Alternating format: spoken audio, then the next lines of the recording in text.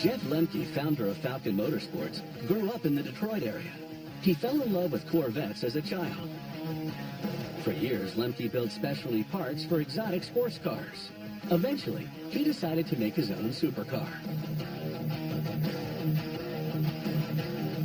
Falcon introduced the F7 as a concept car at the North American International Auto Show in 2011.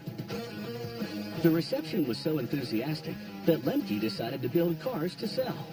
The awards have been rolling in ever since.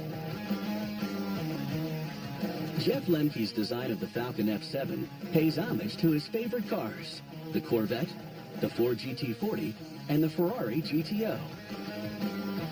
It drives like an old-school sports car. There are no paddle shifters and no automatic options. The Falcon F7 is manual, period.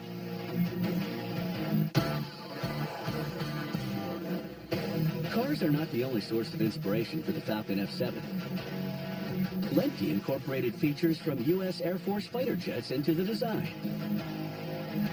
Fighter jets are built around aerodynamic efficiency, speed, and functionality. But their aggressive lines have the power and attitude Lemke wanted for his car. The Falcon's taillights and centrally located exhaust pipe look like jet thrusters. Even the name F7 is a tribute to planes like the F-15. Lemke started by sketching out his idea, but he had to build a model to make sure the design worked in the real world.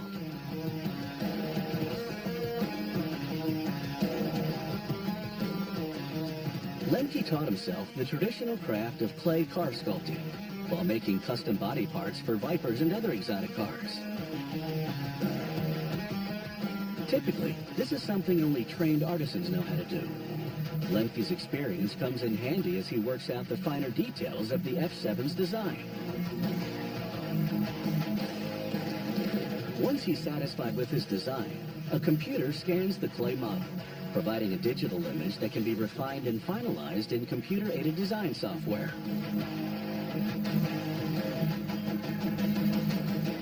One advantage to manufacturing a car in the Detroit area is that everything you need is nearby. To cut the pieces for the F7's aluminum monocoque, Falcon found a place a mile down the road that uses water jet technology. The machine positions its cutting in a way that minimizes leftover scrap metal. Once cut, workers remove the pieces from the sheet. Each monocoque chassis requires 2.5 sheets of aluminum. Because the water jet cutting process doesn't use heat, the result is an extremely clean, precise cut with no warping or distortion of the metal. Next, the sheets go back to Lemke's manufacturing facility, where technicians weld them onto the tubular aluminum framework of the chassis.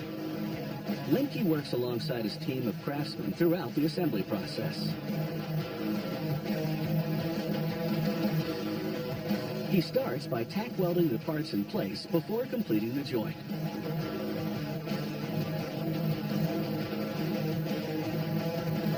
Aluminum surface coating, high thermal conductivity, and low melting temperature make the welding process different from welding steel.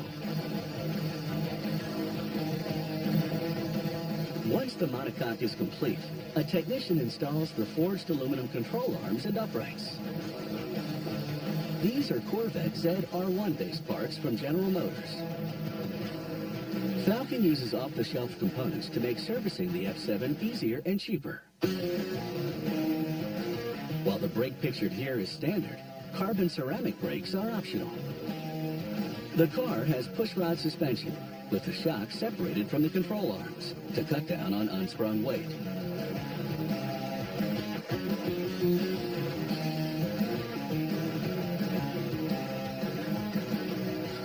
Lemke and another technician load the pre-cut, pre-bent chromoly steel tubing into a welding fixture.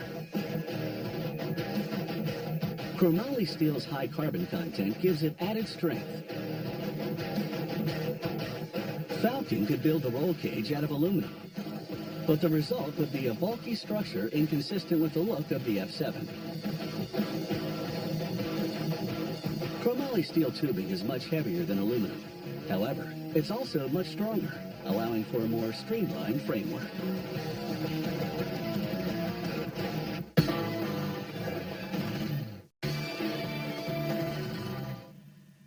To gain access to the F7's V8 engine, Falcon created one of the largest single-piece carbon fiber car panels in existence. The F7's rear deck lid is a very complex component to build.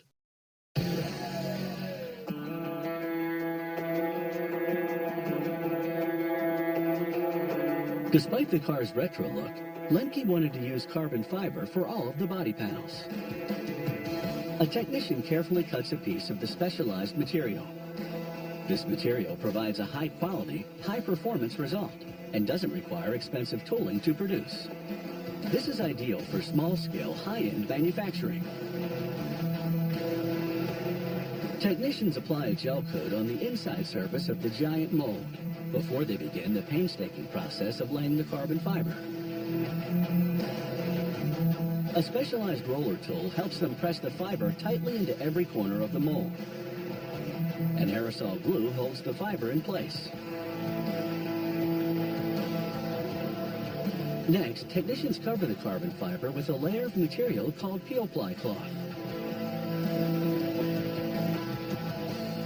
This mesh material called media flow forms a third layer. When technicians infuse the mold with resin, the mesh structure of the media flow allows the liquid to flow everywhere. The workers cut the media flow into small sections to make sure it covers everything. It takes 2 technicians a full day to build the outer skin of a single body panel. That's because it requires the careful and detailed application of 3 layers of specialized material. Now, the technicians install an injection hose. The hose is actually an open spiral. This allows the resin to be evenly distributed as it flows. Next, they tape on a vacuum bag and remove the air, pressing the carbon fiber tightly against the mold. Then, technicians inject resin. A vacuum pump distributes the resin throughout the mold. Thanks to careful placement of the media flow cloth, the resin spreads easily. They let the carbon fiber cure in the mold for 12 to 15 hours.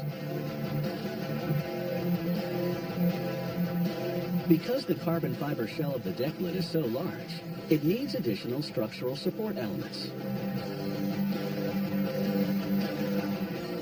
Once it's cured, technicians apply a bead of structural adhesive to bond the framework components in place.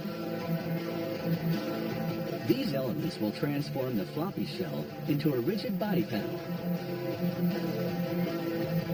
The adhesive has fully cured, so the technicians pop the deck lid out of its mold.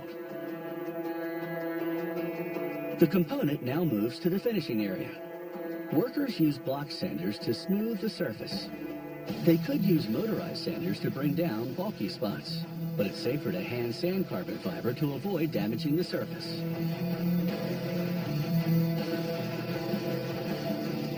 Here, a specialist applies a final gel coat before the primer goes on.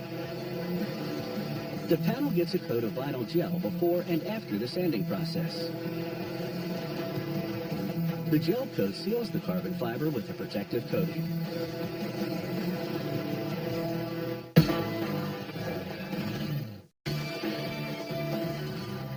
The Falcon F7 comes standard with an LS7-based V8, or a twin-turbo option that cranks out more than 1,100 horsepower, enough to gun this supercar from 0 to 60 in less than 3 seconds. Falcon asked Detroit-based Lingenfelter Performance Engineering to build its engines. At the Lingenfelter facility, they start with an aluminum engine block from General Motors. A 4-axis CNC machine measures all the holes in the block to ensure they match the specifications. The machine changes tools and drills the openings to a slightly larger diameter. Then another tool performs an action called decking to the block. A cast block can have a slight taper to it, interfering with the action of the pistons. This operation ensures the deck of the block is perfectly flat.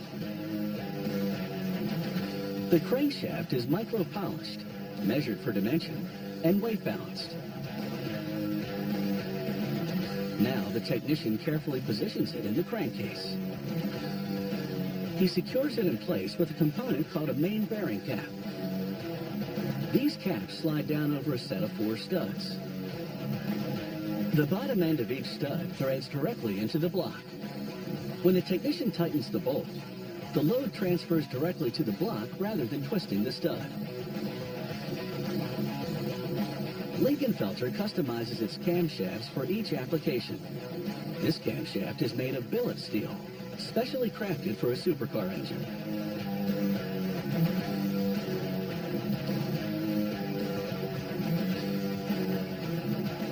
It's time to install the pistons and their connecting rods. Because this engine will be turbocharged, the piston heads have a coating designed to withstand extremely high temperatures. Once the rods are secured to the crankshaft with the connecting rod caps, a technician carefully fits the multi-layer steel head gasket over the pistons. He inserts the push rods, then the rocker arms. While the head itself is aluminum, the intake valves are lightweight titanium. The exhaust valves are made of a super alloy called Inconel. The technician installs the cover, which features the Lincoln-Felter logo. The intake manifold for the Falcon F7 is built by Performance Design, a company that specializes in these components. To create the manifold's runners, a technician starts with a seamless length of braided carbon fiber tubing. He carefully fits it over a form, which is actually an inflatable latex bladder. 7 layers of carbon fiber will form each runner. This process takes roughly 45 minutes to complete.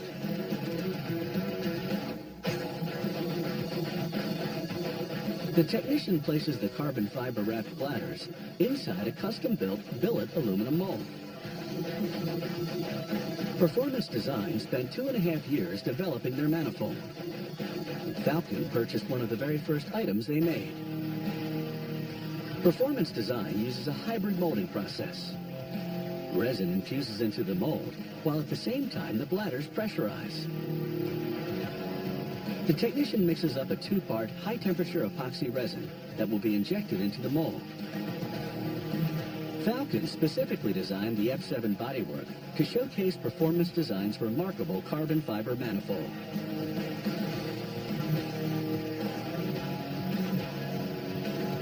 The suction from the vacuum pump pulls the resin inside the mold, where there's a net pressure of 125 pounds per square inch. Roughly 4 hours later, the technician opens the mold and examines the results. Perfectly formed, high-performance carbon fiber runners. The red flanges are made from aerospace quality 6061 billet aluminum. The technician assembles these parts to create one bank of the manifold. A set of identical parts will form the opposing bank.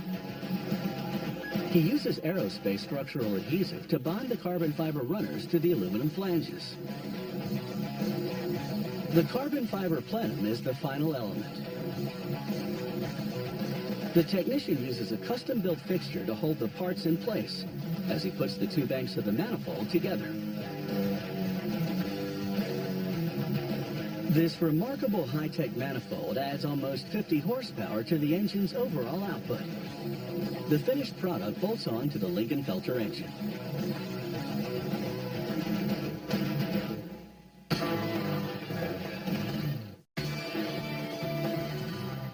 Combining a manual transmission with carbon fiber technology, retro looks, and 21st century performance, the Falcon F7 belongs to an extremely rare breed, the mid-engined American supercar.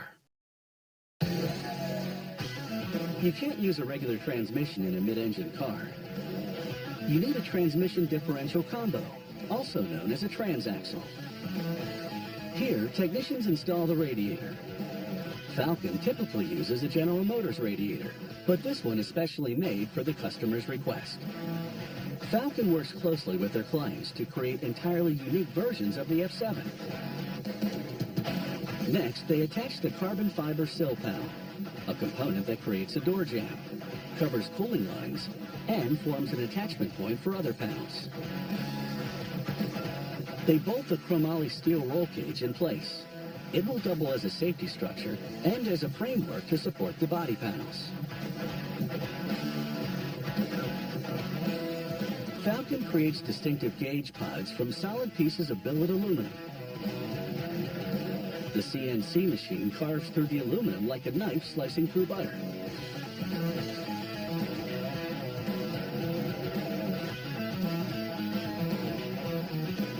Once the gauge pod parts have been manufactured, a technician assembles them using brass screws and carbon fiber trim elements.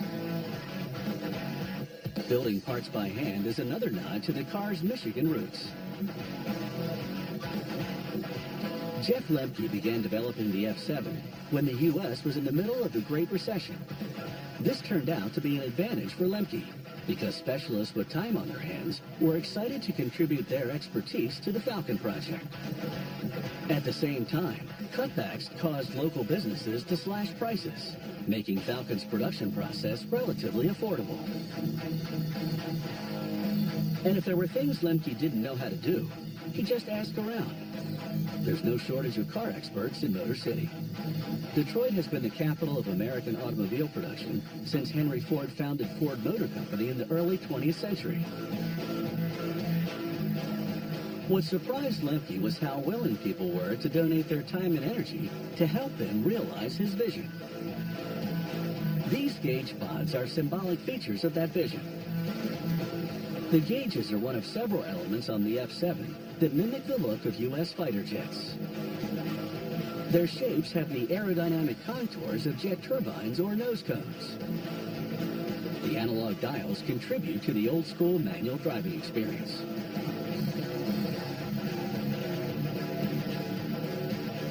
The gauges form the centerpiece of the glossy black dashboard and contribute to the cockpit's retro-futuristic jet-fueled aesthetic. They are installed in the dashboard behind the two-tone steering wheel.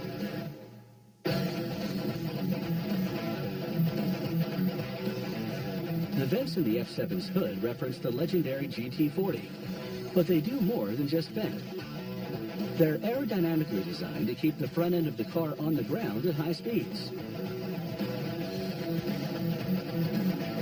The custom-made exhaust is installed above rather than below the bumper, adding to that fighter jet look. Next, technicians install the rear bumper. It's made entirely with carbon fiber.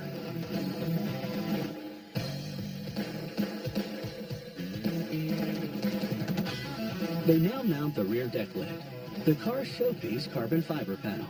It's attached with floating pins. They lower it into position where it latches firmly shut. Installing the rear deck lid is the final step of the body assembly phase. The Falcon F7 is nearly 7 feet wide, so it needs customized wheels. These made-to-order components come from Forgeline Motorsports. They won't fit any other vehicle. SBC Interiors, another Detroit enterprise, trims the F7 in whatever material the customer requests, from Alcantara to polished leather. The F7 is a mashup of Jeff Lemke's favorite cars. The wedge-shaped headlights pay tribute to the supercars of the 1980s.